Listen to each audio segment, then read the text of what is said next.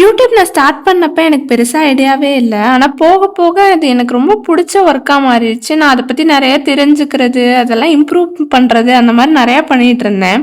எனக்கு பெருசா ஃப்ரெண்ட்ஸ் சர்க்கிளே கிடையாது. எனக்கு 2 பேர் தான் இருக்காங்க. அவங்களையும் நான் ஃப்ரெண்ட்ஸ்ன்னு லேபிள் பண்ண விரும்பல. அந்த அளவு தான் எனக்கு லக்கு ஃப்ரெண்ட்ஷிப்ல. ஆஃப்டர் யூடியூப் நான் நெறைய பேர்கிட்ட பேசுற மாரி எனக்கு தோணும். கேமரா பார்த்து பேசும்போது. அதே மாதிரி எனக்கு ரேண்டம் பீப்பிள் வந்து கமெண்ட் பண்றாங்க, சியர் பண்றாங்க. அதெல்லாம் பார்க்கும்போது ரொம்பவே கிரேட்ஃபுல்லா இருக்கும். நமக்கு தெரிஞ்சவங்க கூட நம்ம ஏதாவது ஒண்ணு நல்லா பண்ணா அத வந்து அப்ரிஷியேட் பண்ண மாட்டாங்க. ஆனா தெரியாத யாரோ வந்து நீங்க நல்லா பண்றீங்க. இதெல்லாம் கேட்கும்போது கண்டிப்பா இவங்களுக்காகவாவது நம்ம வீடியோ போடணும் அப்படின்னு தோணும். ரொம்ப மோட்டிவேட்டிங்காவும் இருக்கும். சம் டேஸ்லாம் எனக்கு ரொம்ப லோவா ஃபீல் ஆகும்போது நான் நேரா யூடியூப்க்கு தான் வருவேன். ஏன்னா அது ஒரு ஹாப்பி பிளேஸா மாறிடுச்சு. இது ஜஸ்ட் ஒரு நார்மல் அன்பாக்சிங் வீடியோவா இல்லாம என்னோட ஸ்டோரிய வந்து நான் ஷேர் பண்ணலாம்னு நினச்சேன். இது உங்களுக்கு பிடிச்சிருக்கான்னு சொல்லுங்க. வித்தவுட் மைக் வந்துட்டு என் வாய்ஸ் இப்படி தான் இருக்கு. இது மைக்கோட எடுத்த வீடியோ. இதோட டிஃப்ரென்ஸ் உங்களுக்கே தெரியும்.